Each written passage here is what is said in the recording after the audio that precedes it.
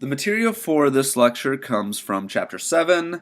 As always, make sure that you read the chapter thoroughly to prepare yourself for the quiz, as I will not be able to cover every detail in this chapter. This week we are looking at our second argument for the existence of God, the teleological argument. What is a teleological argument? Well, as with the cosmological argument, there is not simply one version of the teleological argument. Rather, it is a class of argument that begins with the premise that the world exhibits intelligent purpose or order, and concludes that there either must be, or probably is, a divine intelligence, a supreme designer to account for the observed or perceived intelligent purpose or order. So when you think about teleological arguments, think of purpose, think of goal, or think of design. This argument was perhaps most clearly stated in the writings of William Paley, specifically in his work on natural theology. Although there were other versions of the arguments before Paley, his is certainly the most noteworthy. The argument found in Paley's writings is pretty straightforward. And so to paraphrase it briefly, Paley basically says this. If you're walking through the woods and you stumble across a stone, you do not immediately think of a stone maker. We know that stones are natural objects, and so we're not tempted to think that they were designed. However, Paley continues, when I stumble across a watch, I immediately think that there must have been a watchmaker. Which brings up the simple question, what makes a stone different than a watch? The point of this question is to force us to clarify what properties in the watch cause us to infer design. And then once we articulate what those properties are, we should compare those properties to the properties that exist in a stone and find out what makes the stone different. What in the stone, what properties in the stone cause us to infer purely natural causes. And so if we can articulate those properties, then perhaps we can ask whether or not the universe as a whole also exhibits design. Does the universe have the same type of properties as the stone has, or does the universe have the type of properties that a watch has? If it has the same type of properties of the watch, then we might infer that there's some sort of intelligent designer to the universe, and that designer would presumably be God, because God, by definition, is the type of intelligence that could bring about the existence of an entire universe. And so that is basically Paley's argument. Poyman, the author of your textbook, articulates his argument as follows. So human artifacts, premise 1, are products of intelligent design. Premise 2, the universe resembles these human artifacts. Conclusion, the universe is probably a product of intelligent design. 4, the universe is vastly more complex and gigantic than human artifacts. Second conclusion, therefore, there probably is a powerful and vastly intelligent designer who designed the universe. You'll see that this argument is grounded in an assumption that we can draw an analogy between particular human artifacts, such as watches, and then compare those artifacts to the universe as a whole, or maybe even just particular objects within the universe. And so if such analogies are warranted, then one might be able to move on to develop a probabilistic case for design. We should note that there are significant objections to the teleological argument, and the most notable of these objections comes from the philosopher David Hume in his Dialogues Concerning Natural Religion. So Hume's work actually predates Paley's natural theology, but his objections are still significant for us to consider today. So his first objection is this. Hume argues that we cannot argue from parts to the whole, and he claims that this is what the teleological argument does. So arguing from the parts to the whole is known as the fallacy of composition. And so what Hume is getting at here might be illustrated by a couple of examples. And so the fallacy of composition says this. Let's suppose we are looking at a brick wall and we want to weigh the brick wall. We want to know how much it weighs. Well, to do this, we might go through a process where we pull out one particular brick of the wall. So we're pulling out part of the wall. The wall itself is the whole. The brick is a part. And so we take out the brick, and then we put the brick on a scale, and we weigh the brick, and we find out that the brick weighs less than 1 pound. And so, because this is true, we decide to make an inference on how much the whole wall weighs, and we say that the whole wall must also weigh less than a pound, since the one part of the brick weighs less than 1 pound. Well, we immediately know that this is a fallacious type of reasoning. Just because one part of the wall weighs less than a pound doesn't mean the whole wall itself weighs less than a pound. In fact, we would want to say that the whole wall itself would weigh more than just the one particular brick. But the fallacy here is the fallacy of composition. Just because something is true of one part of the whole doesn't mean that it's also true of the whole. Another example might involve the chemical makeup of water. Water consists of hydrogen and oxygen. We have the chemical makeup of H2O. And so someone might say that water cannot be wet based on the parts of water. So hydrogen, which is a part of water, is not by itself wet. Oxygen is also not wet. Therefore, H2O, water, must also not be wet because the parts aren't wet. Well, again, this is another example of the fallacy of composition. We cannot argue from the parts to the whole. And so for Hume, he points out that there are parts of the universe that are designed, like watches. So yes, watches are designed. But just because a part of the universe is designed does not mean that the universe as a whole is designed, and this is a problem with the teleological argument. Another objection for Hume is that the universe is not the same type of thing as a watch, or to put it another way, arguments from analogy work only when we have a point of reference. And when it comes to the universe, there's only one universe, and therefore we don't have a point of reference when it comes to the universe. So we know where watches come from, because we have experienced in the creation things like watches coming into being. And if you haven't experienced the creation of a watch, you've experienced the creation of something that's like a watch. But we have not experienced anything that resembles the creation of a universe, and therefore we have no point of reference. Another way to understand Hume's objection regarding the faulty analogy is to consider what a strong analogy might tell us about God. And so if an argument from analogy were to work, what would it tell us about God? Well, Hume argues that the analogy, if it's a strong analogy, would fall into the problem of anthropomorphism. Anthropomorphism means that we are ascribing human concepts to our idea as God. And so on the screen I have a continuum here. Either we fall into anthropomorphism or we fall into infinity. And so what this is showing us is that, we know we've never experienced an event like the creation of the universe, as we just talked about.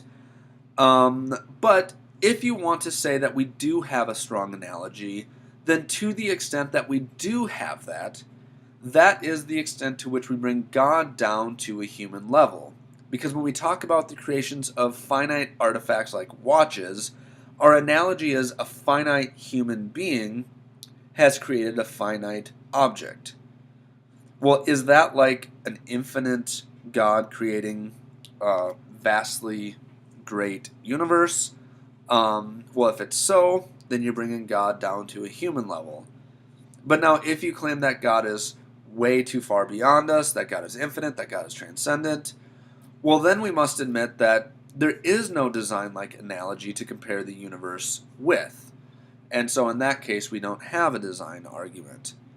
And so for Hume, arguments from analogy cannot tell us anything about the design of the universe.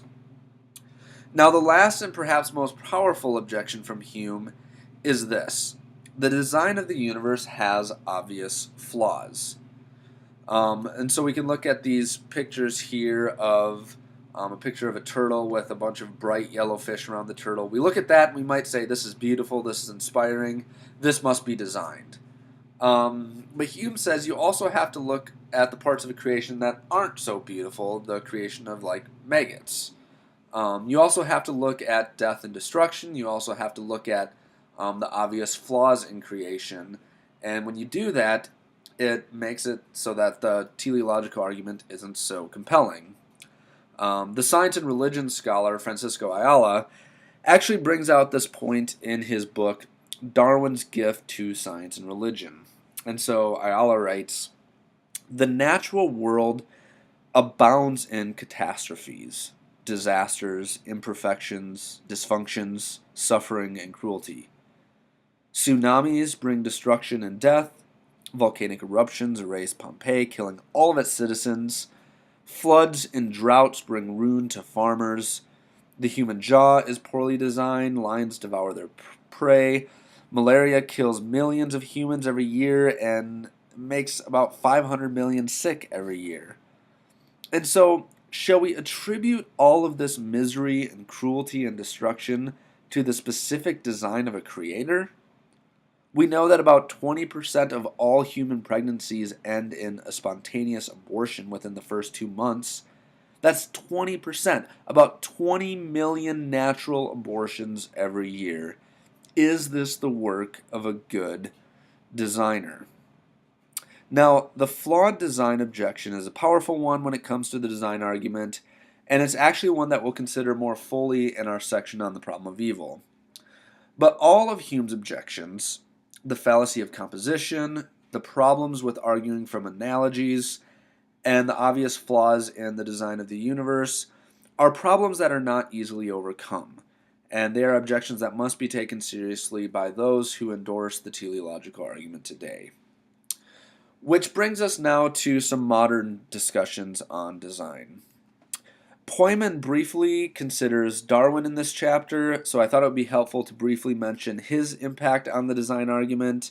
But we're also going to be looking at the design argument in modern physics and astronomy. But let's begin with Darwin's work, and specifically the question of evolution.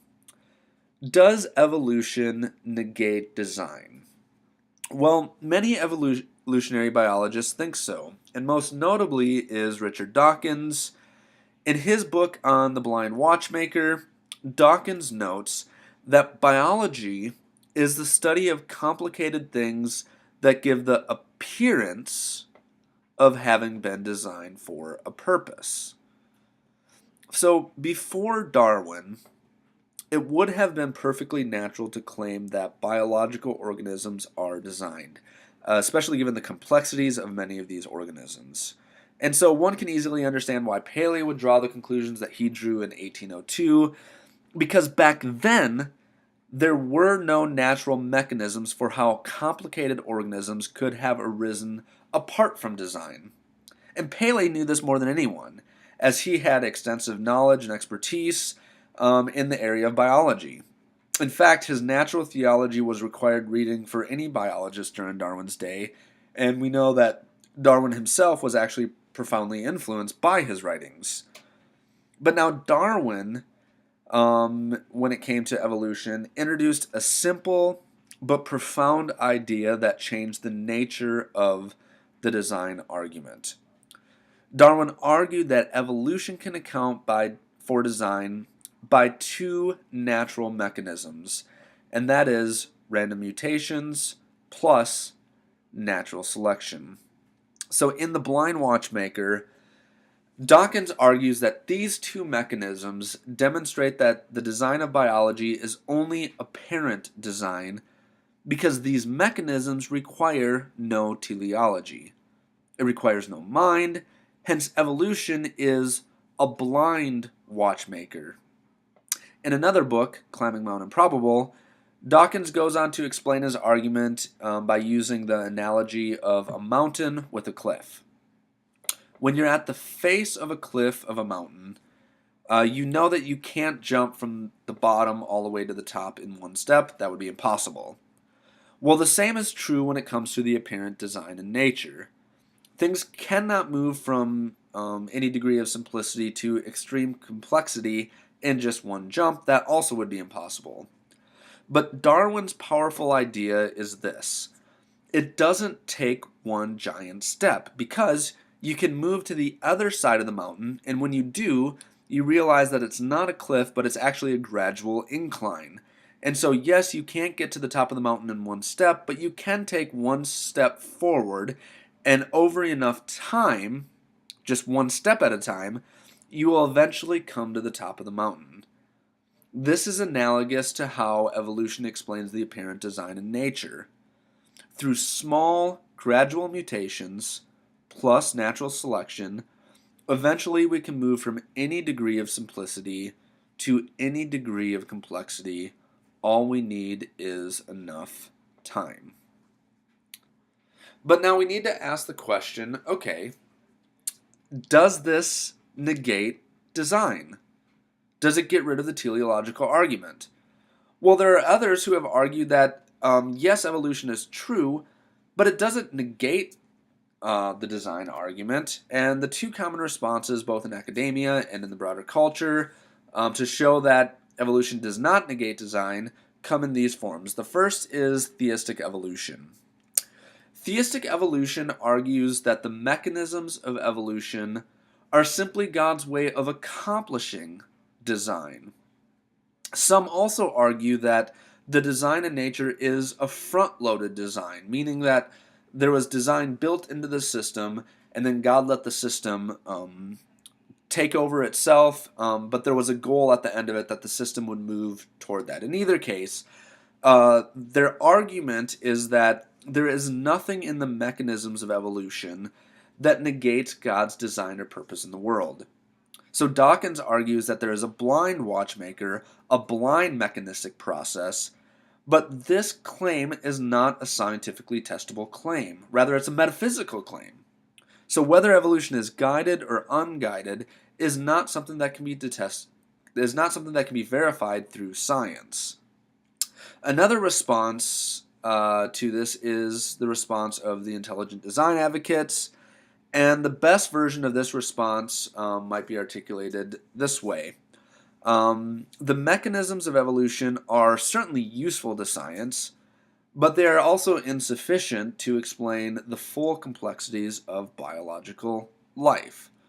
So they argue that some biological structures are not explained by evolution. And so which structures these are will differ between various intelligent design advocates.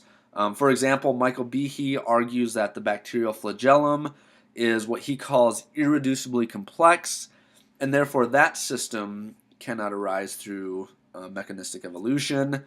Others have argued that there was some sort of top-down design that happened during the Cambrian period in the fossil record. And still others, like Stephen Meyer, has argued that design is the best explanation for the origin of life. Maybe not necessarily the diversity of life, but the origin of life. But the main question that we have to ask for intelligent design advocates is this: how do we detect when there was some sort of top-down design versus the mechanistic design of theistic evolution? So even if it is the case that you can detect this design in the biological world, what tools do we have to say this was a top-down sort of supernatural design versus a bottom-up mechanistic guided design? And it's not entirely clear in how intelligent design answers that question. Another powerful design argument, actually probably the most powerful notion of design arguments, falls outside of the field of biology and into the fields of physics and astronomy. And this is known as the fine-tuning argument. And so we will look at this briefly. This argument states that there are certain constants that make up the universe, such that if any of these constants were just slightly different, then life, and specifically intelligent life, could not have originated on our planet. And so such examples might include things like the initial explosion of the Big Bang. If it had varied just slightly, some have said 1 part in 10 to the 60th power, if it was just slightly different, then the universe would have either collapsed back in on itself or it would have expanded too rapidly for stars to form. Others point to calculations related to the strong nuclear force. And so these calculations supposedly indicate that if the strong nuclear force, and that's the force that binds protons and neutrons together in the atom, if that had been stronger or weaker by just as little as 5%, then life would be impossible. There are other constants, such as the constants of gravity, the mass of the proton compared to the mass of neutrons, the strength of the electromagnetic force, and so on. But the main idea is this. If any of these constants were just slightly different, then life would be impossible. And therefore, it seems as though the universe was finely tuned, presumably by an intelligent designer, to make life possible. Well, the main response to this argument is known as the anthropic principle, and this principle might be understood as follows. So, we know that the origin of intelligent life only had to happen once. We also know that humans are a form of intelligent life, and we know that humans live on Earth. Well, what we would conclude from this is that Earth must be the type of planet that is capable of generating and supporting intelligent life. This reasoning seems simple enough, but you might ask, okay, but how is this a response to the God hypothesis for explaining the fine-tuning? Well, here's how. It can be taken as an argument against fine-tuning if we allow ourselves to consider the cosmic context for life on Earth. So suppose the odds of intelligent life originating on any planet in the universe were 1 billion to 1. It might be much higher than this, but for the point of the illustration, let's just pretend it's 1 billion to 1.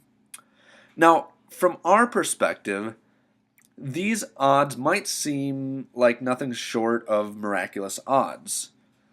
But from a cosmic perspective, it is statistically probable that life will originate somewhere, and this is because there are hundreds of billions of galaxies in the known universe. Some estimates say as high as 500 billion galaxies, and we also know that there are billions of planets in each galaxy. Our galaxy, for example, has up to 40 billion planets, which means that life is bound to originate somewhere in the universe eventually. And so here's the point. Wherever intelligent life does originate, like on Earth, in that place, the intelligent life forms, like us humans, will be in awe of the fact that life happened here. I mean, what are the chances? Well, from our perspective, the chances are very small. But from a cosmic perspective, life is bound to originate somewhere, so we may view it as miraculous, but the cosmos views it as a given. It's going to happen somewhere. So to consider an analogy, think about the odds of winning the lottery. If you play the lottery every single day for the rest of your life, the chances are pretty good that you will never win. And every individual who plays the lottery has the same chances of winning as you, which is slim to none. And yet, if we step back and consider all the people who play the lottery, the chances are pretty good that someone will win eventually. And when that does happen, the person who does win the lottery might view it as a miraculous thing. But statistically, we know that someone is going to win eventually, even though it is equally improbable for each person. And so, in the same type of way, the anthropic principle says that when it comes to the fine tuning, somewhere someone's going to win the lottery. We live in a big universe where life is statistically improbable in most places. We might even say that our universe is anything but designed for intelligent life, since there are only small and remote places in the universe where life is even possible. And while we might be in awe of the fact that we happen to live in one of those remote places, the reality is that any intelligent life form, no matter where this intelligent life originates, would experience the same feelings of awe. The chances are slim to none that life would happen on our planet, which means we are extremely lucky. But it was bound to happen somewhere, and hence we don't need the God hypothesis to explain why it happened here, any more than we need a God hypothesis to explain why John Doe won the lottery in Montana. Some random person was bound to get lucky, just like some random planet was bound to get lucky, and that planet was us. Well, that's all we have for the design argument this week. This chapter did not spend much time going into detail on the design argument, so I may put up some additional links on D2L if you're interested in learning more, but those links won't be on the quiz or the exams. They'll just simply be for your further education. But as always, make sure that you read the chapter thoroughly to prepare yourself for the quiz.